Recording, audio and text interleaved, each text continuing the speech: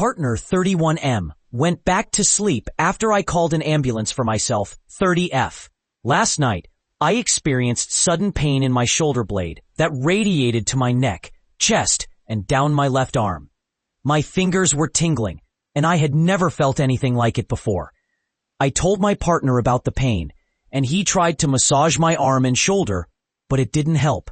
When we went to bed, the pain persisted. He told me to call an ambulance if it got worse, and then he fell asleep. Just 5 minutes later, the pain intensified, and I was terrified I might be having a heart attack.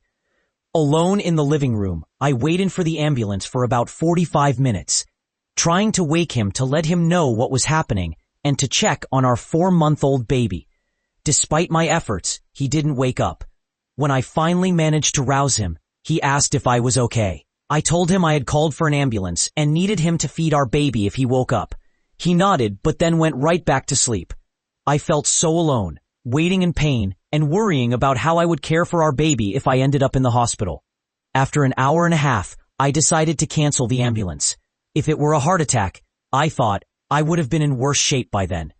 I returned to the bedroom, checked on our baby, and saw he was hungry. I made him a bottle and fed him while my partner lay sprawled in bed, snoring. I was furious at his indifference.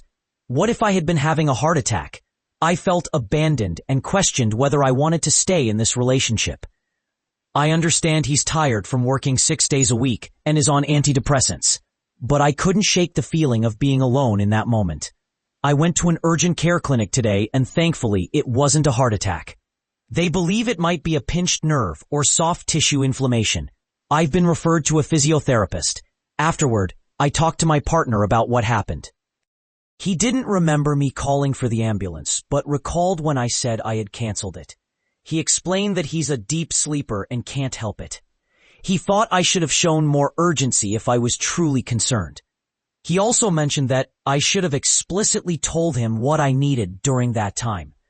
When I asked how he would feel if he were in my situation, he said he wouldn't know because he's never experienced anything like it. I expressed that he lacked empathy, and he responded that my feelings were different from his perspective.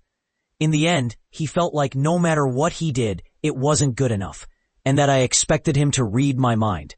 It was a tough conversation, and I'm left wondering how we can bridge this gap in understanding.